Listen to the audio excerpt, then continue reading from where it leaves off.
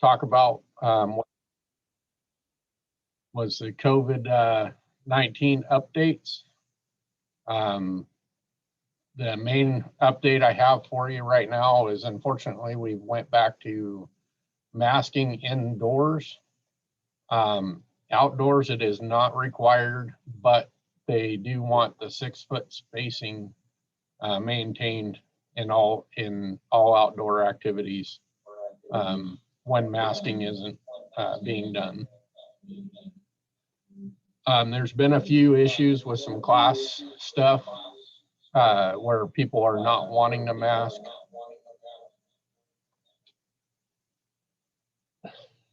Sorry, I had a really bad echo behind me. People are not wanting to mask up.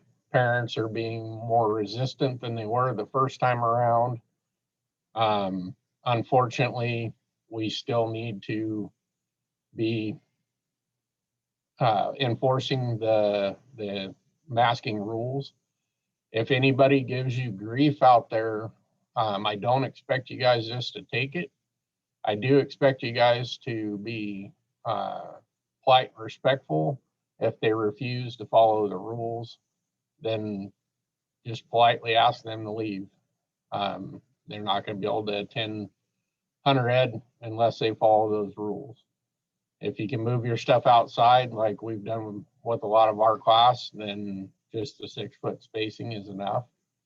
But unfortunately, in any indoor activity has to be masked up, and that's for everybody, participants and parents that want to be inside there.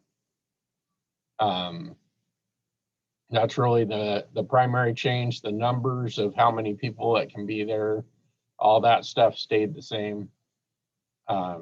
It's just mass indoors and mandatory 6-foot outside. Number 2 I have for you is the OSHA Emergency Heat Index guidelines. We emailed those out. That explains what that stuff's about.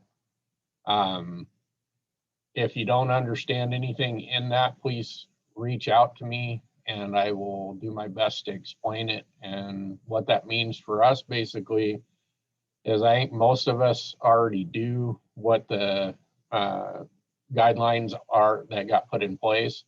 We just need to make sure that there is cool or cold water available to instructors in particular, and most of us already do it for participants as well, which isn't required. But we need to make sure that's available, and periodic breaks in shaded areas need to be established and actually followed, because I know a lot of us don't really stop for breaks. We just mow through the classes.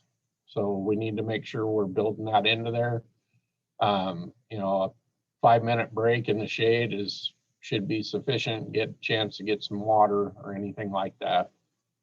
The guidelines, when the heat index rises over 80, is pretty simple guidelines. Once it hits 90, that's when the breaks and water really become important.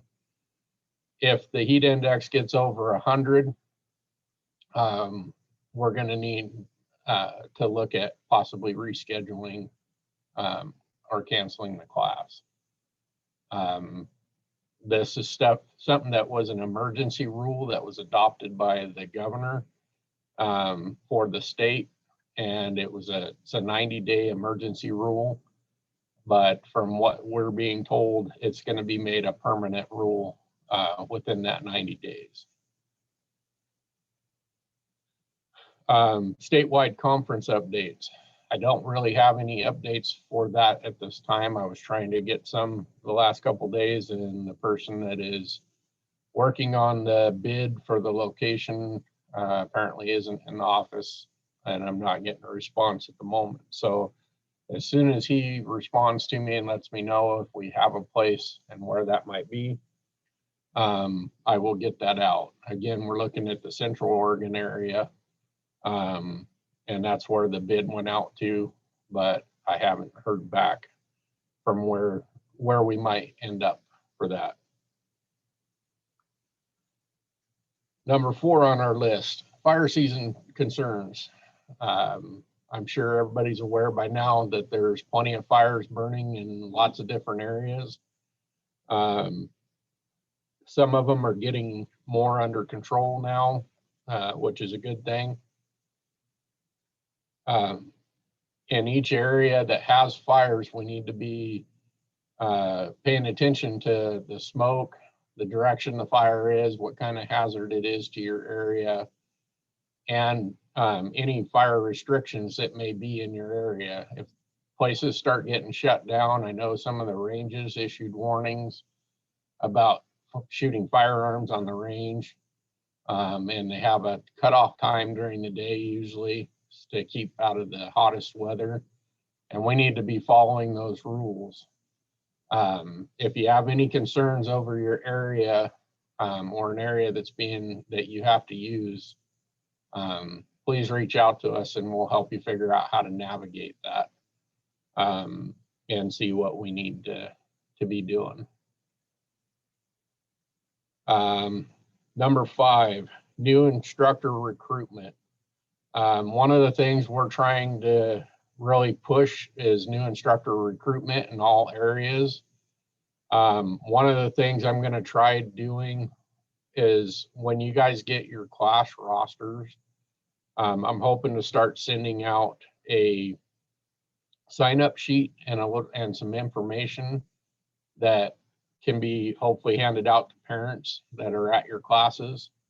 And simply all they need to do if they have any interest in the Hunter Ed program at all is put their information down on that sheet. I'll have you send that back with your class material and I will take care of it from there, making sure we get an email out and get in contact with them right away and try to get them at the peak of their interest and not leave them hanging in the wind for months at a time. Really need to make sure that we're doing a better job for us and for you guys to try to get more help out there in all the counties and get some fresh faces to come out there and give you guys a hand. Because I know quite a few counties are short-handed on the instructor side. We have some other tools that we're going to try to work out and work on recruitment as well, but that's the initial one I have for you guys. And I would appreciate your guys' help in mentioning that information and making that sign-up sheet available at your classes. Number 6 is a kind of a bigger change. It's an asset management system that we are implementing for firearms. We will be starting to put the inventory into the asset management system. And instructors that store firearms for us are going to have access to the system so that they can get in there and verify that that's what they have in their inventory when the time comes. So that we don't have to try to do these big, massive meetups statewide and take a bunch of time out of your guys' schedule to meet up with us to go through a hands-on inventory on a regular basis. We're looking at some different ways of being able to enter that stuff in the system. One of the ones that we were told we were going to be able to have would be a barcode system that we can attach a barcode to the firearms. And with an app, we can simply scan those barcodes and it'll automatically upload to the inventory system and verify that that is in your inventory. So it looks pretty cool so far. I'm looking forward to actually being able to get it implemented and hopefully simplify our inventory process and our time spent managing that. And then the last thing I'll give you is live stream. Next date is going to be a bit out because of hunting seasons and then Thanksgiving. So we're going to go with December 6th at 6:30. And we'll do a pretty good update there. I should have all the information we need for the statewide conference at that point. And if anybody needs anything before then or has questions, I'm always here and available by phone or email. If you don't get me directly, I will get back to you as quickly as I can. So please don't ever hesitate to reach out. With that, we'll say that, do we have any questions out there?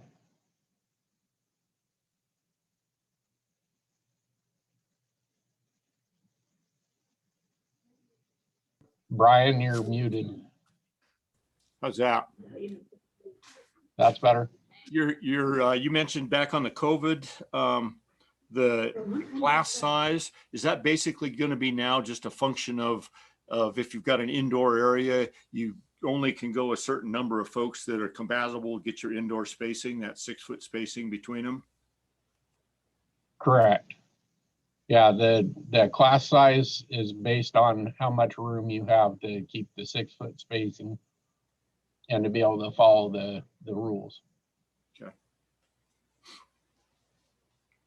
Is that 6-foot spacing with a mask on?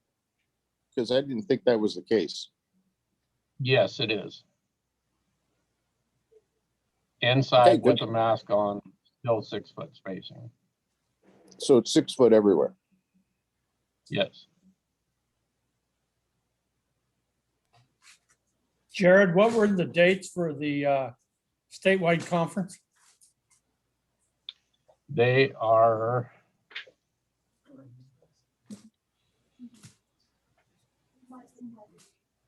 March 18th for the area coordinator conference, which is a Friday, and March 19th and 20th will be the rest of the conference.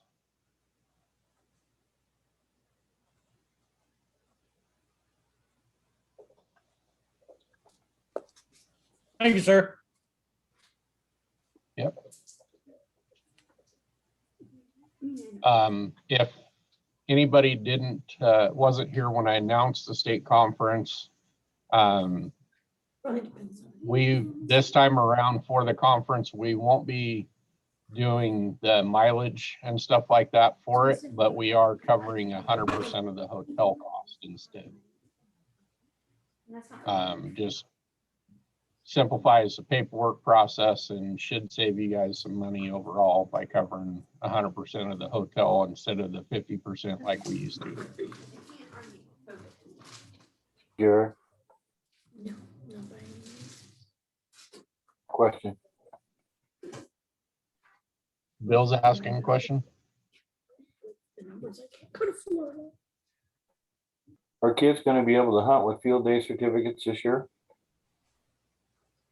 No, we were not able to do a temporary rule this year. They have to have hunter ed finished to be able to hunt. Thank you. Yep.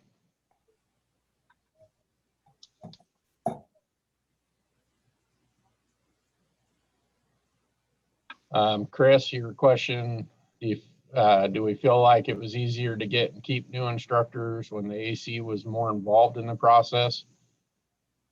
I think it's been pretty consistent with how we keep or don't keep instructors. I think the key thing is it is helpful when ACs are involved from the beginning to make that and help make that initial contact and impression on instructors and making them feel like they're involved.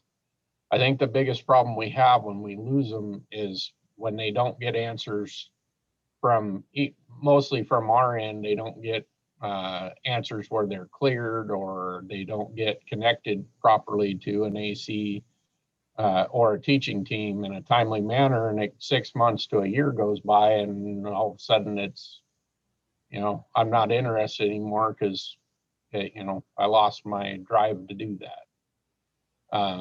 So I think that's been one of the problems. is not consistent follow-up. And we've been working hard to try to figure out how to solve those issues and be more consistent in how we get in contact and get these people engaged out there. Part of that is our training program. And other part is making sure we're getting who is cleared through background checks as quick as possible so we can get that information out to you guys so we can start getting them out there to work with you. And are they able to come and like just watch the class while they're doing all that stuff, or like how we would use a parent to help out for certain things? Yeah, as soon as they have their paperwork submitted, they should be able to come out and watch and even help with like setup and stuff like that. The biggest thing is not being able to actually teach with the kids or handle firearms until their background checks are done. Yeah, I just was kind of curious because I know some people saw it as a burden to have to get somebody new and deal with that. And for me, it was more of a like making initial contact and making them feel welcomed and having them involved. And lately, I just hear a lot of people that are like, well, I really want to be an instructor, and then I never hear from them again. Yeah. Well, and that's one of the things we're trying to fix. And that's why I'm asking that when I start sending this information out to you guys with the class rosters, is that you make it available to people at the classes so they can get that information to me, and between me and Myrna and Janice, we can get them engaged and get the process started. And if we know about it on our end, we can try to get them out there in the classes and seeing what's going on to try to get that ball rolling as much as possible. Keeping a consistent training program in different areas of the state is going to be key, and that's on me to keep that going. And even when we're not doing the full-on training classes like I'm trying to do right now, there's no reason why I can't come out to some of the classes where I know I have a couple instructors in an area and be there and work with them behind the scenes while you guys are running your classes normal. So they're not disrupting you guys, but they're getting to learn from what you're doing. That sounds great.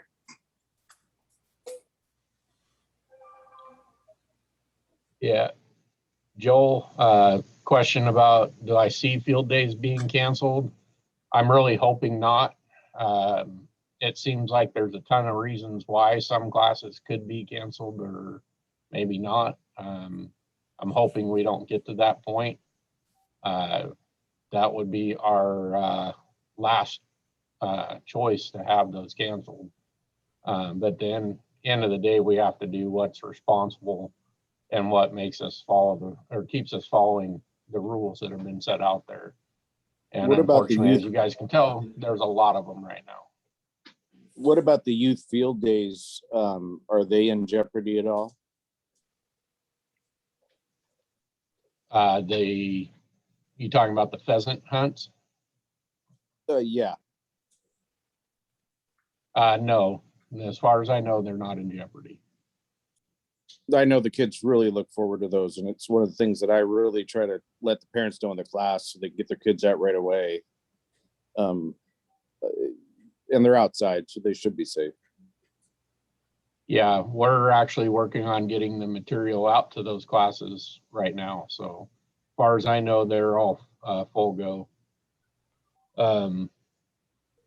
Is there some guidelines for them? We sometimes handle our own firearms inventory to help youth hunt and so forth. Is there, I mean, we can use our common sense, but do you anticipate any guidelines coming out for the youth hunts? I don't know, because we, as a department, we don't have a lot to do with those hunts, other than we supply a lot of the materials. That's something that, unfortunately, and I'm not sure why it was that way, but we haven't had a lot to do with how they run. and how things go out there. Each individual wildlife area has somebody appointed to run those.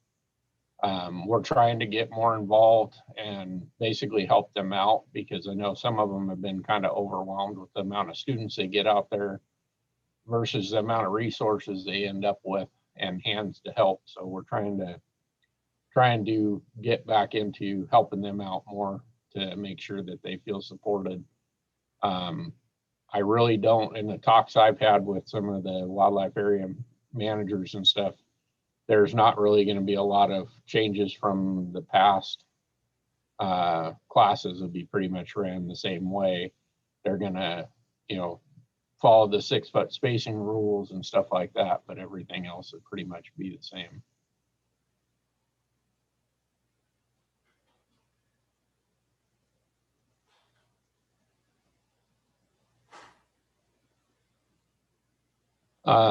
One thing Myrna reminded me of is vaccines. I'm sure many of you guys have heard that state agencies are being required to have their vaccine by October 18th. So all employees are going to be required to have that by then, or face discipline.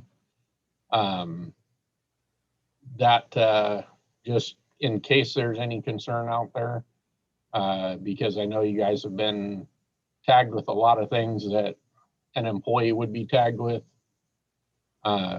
here recently. That is not in any way going to apply to volunteer programs in any way, shape, or form. We got that confirmation from the governor's office through the director's office. So that is just for us staff here that work here at the agency.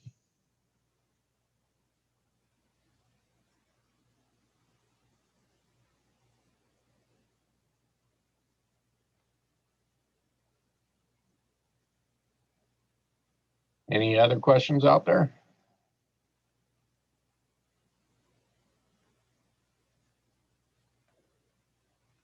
All right, real quick, if there's no other questions, Justin, you still on here? Yes, sir. I'm still here. All right, everyone, I'd like to introduce Justin Stubbs. He is our hunter recruitment specialist seasonal that just joined us here last week. So you guys will start seeing him come along out there with us in Hunter Ed. And we'll start interacting with volunteers as you guys come out to classes. He's going to be stuck running a lot of classes with me for a while, but then he'll be set to go and start seeing some of you guys out there in different areas. I look forward to it.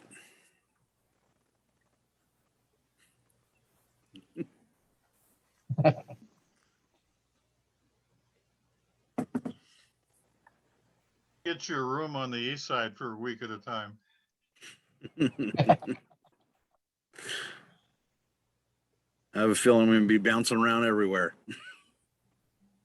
Yeah. If anybody has instructors that are wanting to come to a training class, we did end up postponing the one at Denman Wildlife that was supposed to run last weekend. We moved that to September 25th and 26th.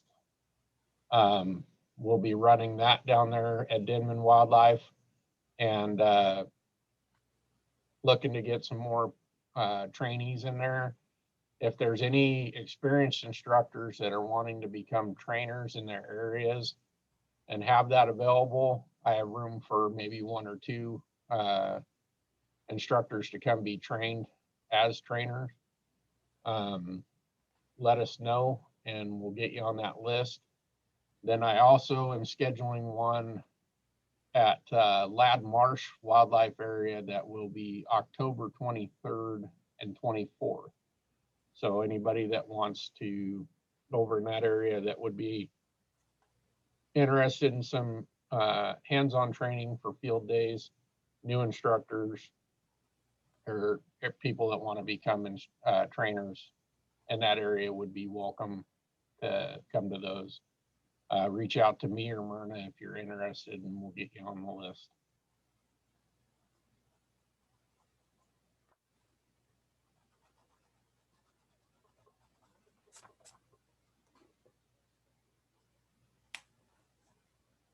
Last thing I'll throw out there too,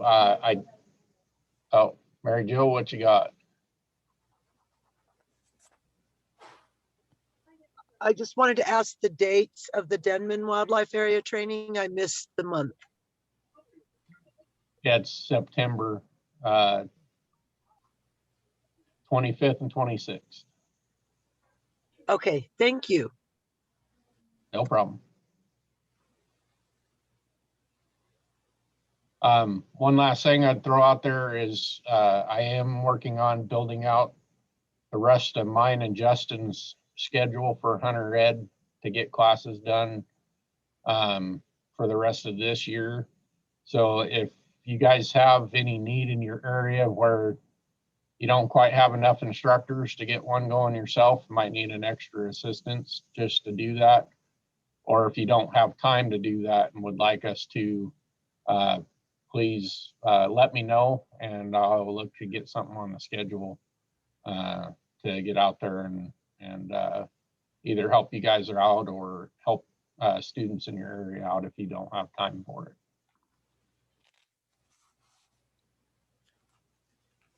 And I hope everybody has some good luck with the upcoming hunting season, since I won't talk to you before then, or unless you give me a call for something else. Question maybe for Myrna or you, Jared, is that have all the awards for this year gone out to instructors statewide? Not all of them have gone out.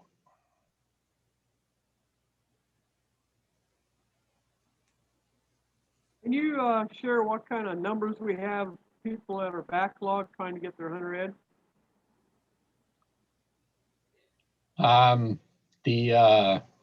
The backlog, I don't have a real accurate one for that. I'm guessing that we've gotten somewhere around, we're probably approaching 3,000 kids done this year. But we are still quite a bit behind. It's just kind of hard to tell based on how many students have completed the online but have yet to come to a field day. We don't know. I expected there to be more demand than what we're getting. We are getting a big demand. I mean, classes are filling quickly, and we have a couple areas that are consistently complaining that there's not enough classes, but not as many as I expected there to be.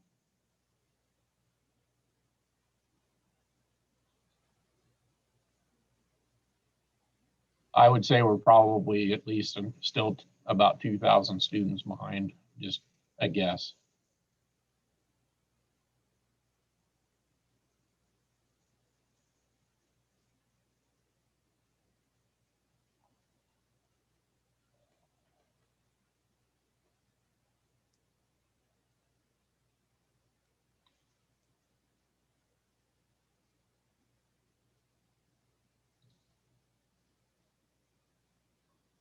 Anybody else?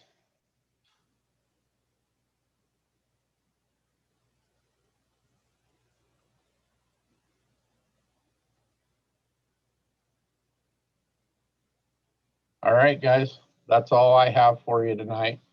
Again, if you have any questions for me or need anything from me or Myrna, reach out to us and we'll get to it as quickly as possible. All Thank you right, guys for thanks, coming in. Jared. Thanks, Jared. Thanks, Jared. Thank you. Thanks, Jared. Thank you. Thanks, Myrna. You guys have a good one. Bye now. Bye. Bye.